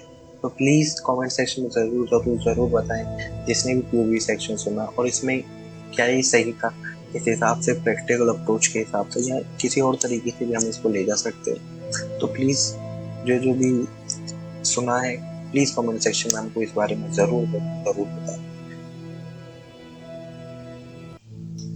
वही अगर हम अब देखते हैं कि अलग अलग दार्शनिकों ने इस पर किस तरीके से अपने विचार रखे। सबसे पहले हम देखते हैं सोरेन किरकेगार्ड। ये एक डेनिश दार्शनिक रहे हैं। इन्हें बेसिकली एक्सटर्नलिज्म का जनक यानी फादर माना जाता है। इन्होंने भी भीड़ को बहुत ज्यादा निंदा करी है, हमारी सोसाइटी के नियम और कायदों को लेकर। ये कहते हैं कि the most common form of despair is not being who you are, यानी निराशा का सबसे आम रूप वो नहीं होना है जो आप हैं। इन्होंने कहा है कि सच्चाई ज्ञान में नहीं, बल्कि व्यक्ति के आंतरिक अनुभव और उसके जुनून यानी पैशन में है। ये ओशो की बात से बिल्कुल मेल खाती है कि हम सम्राट होते हुए भी भिखारी होने की नाटक करते हैं। किरकेगार्ड ने कहा कि हमारा गड्ढा या निंदा जो डेस्पेयर वो दर्शाता है कि हम कैसे उस भीड़ में फंसकर वो सारी चीजें करने लग जाते हैं जो असलियत में हमको नहीं करनी थी, ये हमारा मन नहीं था, और उससे बाहर निकलने के लिए वो हमें लीप ऑफ फेथ लेना ही होगा। वहीं हेनरी डेविड थोरियो, ये अमेरिकन दार्शनिक रहे हैं। इन्होंने कहा our life is frittered away by detail, simplify, यानी हमारा जीवन फालतू की चीजों से इतना ज्यादा बर्बाद हो रहा है, इसको हमें सरल बनाने की जरूरत है। सरल बनाओ, सरल बनाओ, ना कि इसमें इतनी ज्यादा चीजें जोड़ो जो इसे और ज्यादा कॉम्प्लेक्स करे।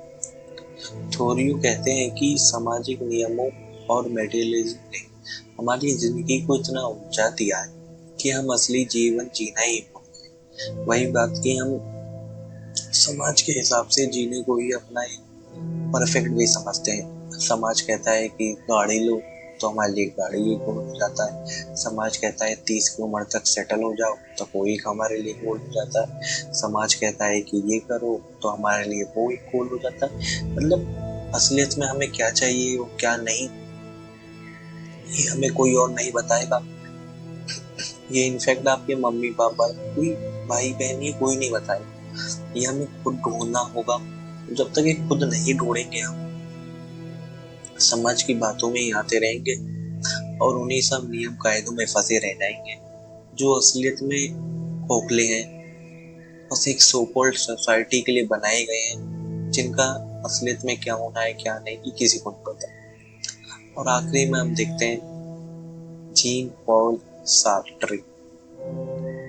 सार्ट्रे कहते हैं एक्सिस्टेंस प्रेसिडीज एसेंस, हमारा अस्तित्व हमारी पहचान से पहले आता है। इसका मतलब है कि हमारा कोई पहले से तय प्री डिटरमाइंड स्वभाव नहीं है। हम जो निर्णय लेते हैं वही हमें बनते हैं। इसलिए वो कहते हैं कि इंसान is free in every way. कितनी ज्यादा सही बात है। मतलब यही बात ओशो हर तरीके से कहते हैं कि हमारा हर नियम, सॉरी, हमारा हर डिसीजन, हमारी हर चॉइस हमको वहां ले जाती है जो हम धीरे धीरे बनते जाते हैं। कुछ भी प्री डिटरमाइंड नहीं है। और यही फिर वो समाज की बात आती है, क्या हम हमारी डिसीजंस, हमारी चीजें उस समाज के बिहाफ पर लेना चाहते हैं, जैसे समाज चाहता है हम बस वैसे लेना चाहते हैं, या हमें खुद वो सोच समझ कर लेना चाहिए।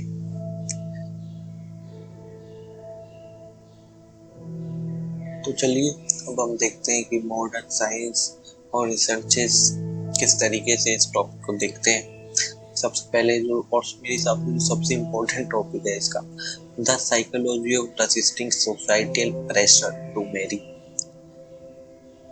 सोशल प्रेशर और वेलबींग से हमको इससे पता चलता है कि हमारी इतनी ज्यादा ये जो प्रेशर आता है वो हमारे पेरेंट्स की तरफ से टू मैरी, ये डायरेक्टली हमारे stress, anxiety and feeling of inadequacy को बहुत ज्यादा पैरेलल बढ़ाता है। रिसर्च फ्रॉम इंस्टीट्यूशन जैसे कि हुई, जैसे अमेरिकन साइकोलॉजिकल एसोसिएशन और वेरियस जर्नल्स जो लिखे गए फैमिली स्टडीज, ये इंडिकेट करते हैं क्लियरली कि individuals, particularly woman who feel pressure शादी के लिए, वो बहुत ज्यादा एक्सपीरियंस करती हैं लोअर सेल्फ एस्टीम और एक सेंस कि शायद वो अपने आप में सेल्फ सफिशिएंट नहीं है, इसलिए शायद इतना ज्यादा प्रेशर है उनके ऊपर। और इसमें चीज सबसे बड़ी है, अगर वो इसको भी झेल कर एक स्टेप आगे बढ़ाते हैं कि नहीं मेरे को अभी नहीं करनी, उससे ज्यादा सोसाइटी का प्रेशर शायद किसी के ऊपर हम नहीं देखते जितना उस आदमी के ऊपर, जबकि जीवन उसका है लेकिन प्रेशर सोसाइटी। कन्वर्सली एक रिसर्च करी गई नॉन कन्फर्मिटी, ये शो करती है, और इसके बहुत ही एक सरप्राइजिंग रिजल्ट थे। ये शो करती है कि सोलन मैनेजमेंट रिव्यू में इसको पोस्ट करा गया, ये बताती है कि हमें पॉजिटिविटी की तरफ हम लीन होते हैं जब हम स्टेटस एंड कॉम्पिटेंस से दूर अपनी सोच को ले जाते हैं, जो क्लियरली अलाइन करता है हमारे ओशो के स्टांस से। फिर हम देखते हैं द हैबिट लूप, कि क्यों अब पता होने के बाद भी हम उस पेनफुल एक्सपीरियंस को झेलते हैं। सिगमंड फ्रूम ने एक साइकोलॉजी में टर्म डिफाइन करी थी, या मैं कहूँगा एक स्टडी बताई थी। उसमें उन्होंने पाया है कि हमारा दिमाग हमको रिपीटेडली हमारे पास्ट बिहेवियर और रिलेशनल पैटर्न की तरफ बार बार ले जाता है, चाहे वो हमारे पास्ट एक्सपीरियंसेस पेनफुल रहे, क्योंकि हम उनसे फैमिलियर हैं। तो हमारे दिमाग को लगता है कि हाँ ये वो ऐसी चीज है जिसको मैं जानता हूँ, उसको इससे फर्क नहीं पड़ता कि आपको उससे कितना पेन हुआ था या नहीं। बात ये है कि बस वो जानता है। ये एक अटेम्प्ट हो सकता है कि सेंस ऑफ मास्टरी और closure over a past trauma. हमको लगता है कि बार बार हमारा दिमाग हमारे साथ खेल खेलता है कि हम अगर बार बार करेंगे तो अब की बार रिजल्ट कुछ और होगा, शायद मैंने पिछली बार गलती कर दी थी, अब की बार मैं अच्छे से करूंगा। लेकिन नहीं, कि हमको एक साइकिल में फंसा देता है जहाँ हम हमारे पेन को ग्लोरीफाई करने लग जाते हैं। इसी को हम देखें the comfort of predictability. Modern behavioural psychology में इसमें और थोड़ा ऐड कर उसको पता चलता है कि हमारे लिए द फियर ऑफ अननोन, यानी द फियर ऑफ न्यू बहुत ज्यादा बड़ा है, बहुत ज्यादा बड़ा है द पेन वी नो से। मतलब जहाँ है वो वाली सफरिंग हमारे लिए बहुत छोटी है, उससे कि हमें आगे बढ़ के क्या होगा क्या नहीं उसका बोध होना। इसी तरीके से हम अपने आप को उन्हीं सिचुएशन में फंसाए रखना चाहते हैं, उसी में एंजॉय करने लग जाते हैं, जबकि हमारे लिए वो इतना ज्यादा मुश्किल है ये हमको भी पता है। लेकिन वो जो फियर है कि अगर ये छोड़ दूंगी या ये छोड़ दूंगा तो आगे क्या, वो एक डर जो मॉडर्न बिहेवियरल साइकोलॉजी में भी क्लियरली दिखता है। और अगर आप ये मॉडर्न पार्ट वाला बहुत सुनते तो आपने अष्टवक्र गीता जब से शुरू आपने सुना होगा DMN पार्ट, वो डायरेक्टली रिलेटेड होता है। कैसे मैं बताता हूँ, जैसे कि रिसर्चेस हुई नेशनल इंस्टीट्यूशन ऑफ हेल्थ और मेजर इंस्टीट्यूशंस में हेल्थ के रिगार्डिंग, तो उसमें क्लियरली पता चला कि जितना हम माइंडफुलनेस में रहते हैं, यानी हम प्रेजेंट मोमेंट को हद से मतलब प्रेजेंट मोमेंट में अटेंशन के साथ रहते हैं विदाउट जजमेंट, विदाउट कुछ हो रहा है तो हम उसको जज नहीं करते कि क्यों किस लिए, हम देखते हैं अनुभव करते हैं। जितना हम ज़्यादा इस स्टेट में रहते हैं उतनी ही ज़्यादा हमारा स्ट्रेस और जितने भी इमोशनल रेगुलेशन है उतनी ही ज़्यादा कम हो जाते हैं, और सबसे इम्पोर्टेंट डिसीजन मेकिंग उतनी ही ज़्यादा बढ़ जाती है, क्योंकि गुड डिसीजन जब भी लिया जा सकता है जब हम इमोशनल साइड को साथ साइड में हटाएं और जो रेशनल है और असलियत में होना चाहिए उस हिसाब से चीजें देखेंगे, तभी वो डिसीजन बेटर हो सकता है। जो ओशो ने बार बार बोला कि हमारा जीवन खुद सिखाएगा, तुम चिंता मत करो, बस जागे रहो।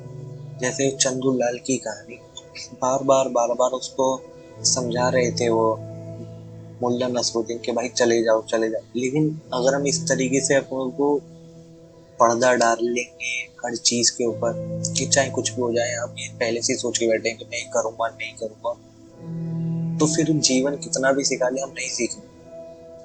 एक्सपेरिमेंटल लर्निंग साइकोलॉजी में भी इसको बहुत ज्यादा बोला गया है कि अगर हम इस तरीके से चीजों को अप्रोच करते हैं तो हमें कुछ एक्स्ट्रा नहीं करना है, बल्कि जीवन रियली में आपको हर एक सिचुएशन से गुजरने की कोशिश करता है जो आपकी काम। असलियत में तो देखो होगा वो जो हम बनना चाहते हैं, ये विषय में भी बोला था और ये समझने वाली बात है। लेकिन हम उसको किस तरीके से सिचुएशन को देखते हैं, किस तरीके से हम उसको देखना चाहते हैं, ये हमारे लिए अपने आप में इम्पोर्टेंट है।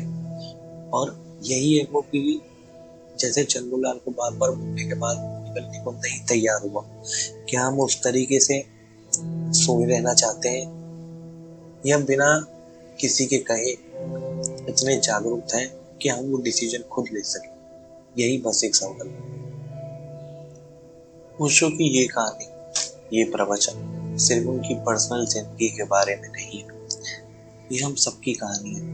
हम सब किसी न किसी गड्ढे में फंसे हैं, छोटी छोटी आदतों के, चाहे सही या गलत, रिश्तों के या सामाजिक नियमों के, और ये हम सबको मालूम है कि ये गड्ढे हैं, फिर भी हम उसमें रहते हैं क्योंकि हम सोए हुए हैं, या हम उनसे बाहर निकलने से डरते हैं क्योंकि हमें पता नहीं उसके बाहर की दुनिया कैसी है। वो बहुत खूबसूरत है, मेरा यकीन करो, मेरा नहीं ओशो का यकीन करो, और मैं तो कहता हूँ किसी का यकीन ही मत करो, खुद जानो परखो। यही होगा इसका एक कोर मैसेज। तो अब सवाल ये है कि क्या करें। ओशो ने कोई नियम नहीं दिए, कुछ ऐसा नहीं बोला कि ये मत करो और करते हो तो ऐसे करो या वैसे करो। उन्होंने कोई पचा पचाए भोजन देने से साफ इनकार करा। क्योंकि वो बच्चों की चीज है कि मम्मी आएंगी, दलिया वो जो बनाते हैं बच्चों के लिए वो आएंगी, अब उनके हाथ से चम्मच पकड़ेंगे और हमको खिलाएंगे। वो बच्चा नादान है, तो या तो हम उस नादानी में जीवन बिता दें कि वैसे ही कोई आए और मुझे सब खिलाए, या हमें जागने की बात करनी होगी या जागना होगा। उन्होंने सिर्फ जागने की बात की है। इसका पहला कदम है अपने गड्ढे को पहचानना। वो कौन सा काम है जो आप ना खुशी से करते हैं, वो कौन सी आदत है जो आपको खुशी नहीं देती,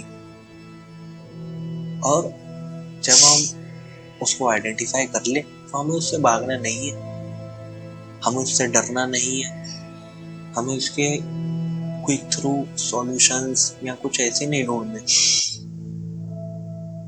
हमें उससे लड़ना भी नहीं है कि मैं ये नहीं करूँगा। अच्छा ये है मेरा वीक पॉइंट या ये है मेरी वीकनेस जो मैंने अभी देखी, तो मैं नहीं करूँ, उससे कुछ नहीं होगा। सपोज करो ऐसे तो पहली बात करना बंद करना मुश्किल, लेकिन मैं कहता हूँ कर भी दी, फिर कुछ और ढूंढ लोगे, फिर कुछ और, फिर कुछ और, नेवर एंडिंग साइकिल। तो हमें करना क्या है, हमें उसे देखना है, होश पूर्वक देखना है। यही रियल तपश्चर्या है, किसी गुफा में नहीं बल्कि उसी जिंदगी में जहां हम सब हैं। ओशो का सबसे बड़ा संदेश याद रखिए, उप दीपो बफ, be a light on to yourself. आपका अपना अनुभव ही आपका सबसे बड़ा गुरु है। जब आप किसी सिचुएशन में फंसे तो किसी से सलाह लेने से पहले अपनी आंखें बंद करें, अपने आप से पूछिए क्या ये मेरा अपना मन है या सिर्फ समाज का शोर। और जब आपको जवाब मिल जाएगा तो वो आपसे कोई नियम नहीं पूछेगा, कोई तर्क नहीं पूछेगा, वो बस आपसे कहेगा उठ जा, कर, क्योंकि मुझे पता है ये सही। ओशो ने कहा तुम आदमी हो, गड्ढे नहीं। जो गड्ढा है वो बार बार ही उस गड्ढे में गिरेगा। एक आदमी तो उसमें एक बार गिरेगा, उस अनुभव से सीखेगा, बाहर निकलेगा, वापस उसमें तो नहीं गिरेगा। हाँ शायद किसी नए में गिरे, लेकिन फिर उससे सीखेगा, फिर आगे बढ़े। यही जीवन है, यही तपस्या है, यही वो संदेश है जो वो बताना चाहते हैं। और शायद मेरे को लगता है यही वो है जिसकी आप तलाश में थे। ये अपने आप में कंप्लीट है, इससे ज्यादा कंप्लीट शायद ही कुछ होगा। तो वक्त आ गया है जागने का। तो आज से ही अपने गड्ढों को पहचानो, अपने अनुभव को अपना गुरु बनाओ और अपनी जिंदगी को अपनी तपश्चर्या बनाओ। हर एक चीज जो करते हो करते जाओ, बंद मत करो, लेकिन जो भी करते हो जागते हुए करो, फुल अटेंशन से करो। धीरे धीरे पाओगे वो सब अपने आप बंद हो गया जो निराकार था, और बस वही आज साथ है जो साकार है। ये बस बाय प्रोडक्ट है। तो बाय प्रोडक्ट पे तो हम ध्यान भी दे लोगे तो कुछ नहीं होगा, हमें इनपुट पर ध्यान देना। तो थोड़ा सा हौसला हमको रखना है और वो आ जाएगा, बस जागने से।